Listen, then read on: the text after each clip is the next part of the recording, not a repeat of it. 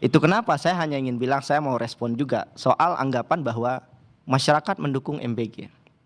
Saya mungkin kalau boleh undang mungkin Mas Edi dan udah Andre untuk datang ke kampus-kampus, cara melakukan riset preferensi publik.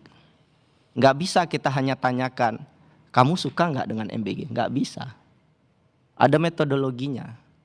Karena kalau seandainya masyarakat ditanya, dapat makanan tentu lebih baik daripada tidak dapat makanan sama sekali. Pasti itu. Itu kenapa yang harus dilakukan adalah discrete choice method. Tawarkan pada mereka apa yang bisa dilakukan dan biarkan mereka memilih. Itulah yang kami lakukan di kampus. Apakah mereka butuh cash, apakah butuh pendidikan gratis, kesehatan yang layak, dan beasiswa. Dan ternyata MBG itu ada di urutan keempat. Jadi saya hanya ingin bilang, kalau bicara soal keinginan masyarakat, harus berbasis dengan bukti yang empiris juga. Saya memahami ini nggak mudah. Program sebesar ini kemudian dikelola dengan cara yang seperti ini. Tapi menurut saya kita ada jendela yang sangat sempit dan saya berharap Pak Presiden menghentikan program ini. Karena kalau seandainya tidak dihentikan dan pelaksananya masih punya konflik kepentingan, ini tidak akan selesai. Tahun 2027, 28, 29 kita akan berbicara masalah yang sama. Dan satu lagi Mas, saya meneliti tentang bantuan sosial di hampir 100-an negara seluruh dunia. Dan hanya di Indonesia yang setengah jumlah bantuan sosialnya itu dinikmati oleh penyelenggaranya. Kalau bicara soal hak anak-anak itu bukan 8.000 sebetulnya, 15.000 anggarannya. Dan 7.000-nya habis untuk penyelenggaraan. Dan hanya di Indonesia penyelenggaraan memakan setengah dari bantuan sosial untuk hak masyarakat. Membahasakan ini ke masyarakat nggak mudah. Ini bahasa teknokratik yang juga harus dihitung dengan bahasa teknokratik. Ini bukan keputusan politik. Kalau seandainya politik dikombinasikan dengan teknokratik itu hasilnya akan baik.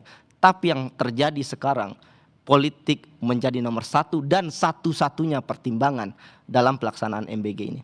Bung Andre, apa betul politik satu-satunya pertimbangan dalam MBG? Tentu tidak kan. Ini lebih kepada perjuangan seorang Presiden Prabowo yang tidak lagi ada orang-orang miskin dan sebagainya. Saya harus menjawab secara fair, menyeluruh. Ya, tadi dibilang efisiensi dilakukan oleh pemerintah dengan menyisir anggaran itu semua dipakai untuk MBG. Itu tidak benar. Ya, pemerintah Presiden Prabowo sejak mendapatkan mandat dari rakyat dan dilantik, beliau memang melakukan penyisiran anggaran untuk melakukan efisiensi. Dan diambil dari pendidikan. Bukan dari pendidikan. Iya, dari pendidikan. Saja. Di Undang-Undang APBN gantian 2026. Maksud saya gantian dari pendidikan. Ya, Mas silakan dulu Mas. Jadi saya tadi bicara, saya nggak stop. Jadi kita melakukan penyisiran. Banyak anggaran yang tidak bermanfaat kita hentikan. Dan uang itu bukan hanya untuk MBG. Contoh saya kasih tahu.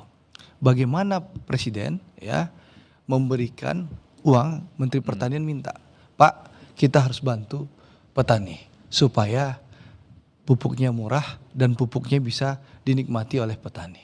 Itu diberikan berapa puluh triliun untuk diberikan untuk pupuk sehingga petani sekarang gampang mendapatkan pupuk dan jauh lebih murah. Lalu petani bilang, Pak bagaimana kita misalnya harga gabah selama ini sangat rendah. Petani selalu hidup dalam kemiskinan. Ya. Presiden baru era Presiden Prabowo bilang kita beli di 6.500 itu pakai anggaran. Belum lagi irigasi itu disiapkan juga 12 triliun. Ya, lalu perbaikan sekolah. Saya bilang sekolah nggak diperbaiki, ada 14 triliun. Lalu puskesmas di berbagai desa kampung kamu diperbaiki.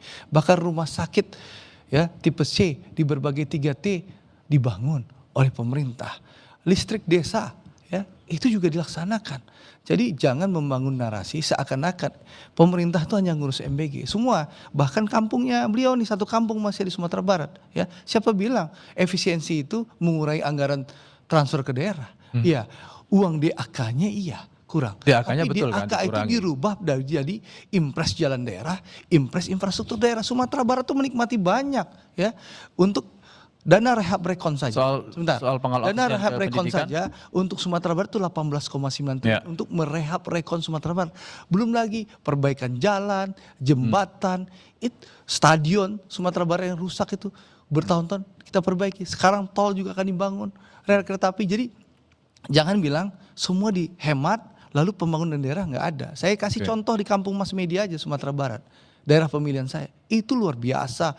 Triliunan rupiah masuk untuk mengguyur Sumatera Barat. Jadi jangan kita bangun narasi efisiensi ini membuat pemerintah tidak ada kerjaan seakan-akan kerja pemerintah MBG. Termasuk kita membangun daerah gitu loh. Pertanyaannya adalah yang jadi bukan hanya MBG. Bung Andre, iya betul, tidak hanya MBG, tapi fokus di MBG sebagai tema hari ini adalah gimana caranya supaya publik itu tidak selalu punya persepsi bahwa oh ini bancakan nih partai politik, ini bancakan partai politik. Saya kira ini tantangannya, karena di berbagai demo juga salah satu yang disuarakan itu. Betul.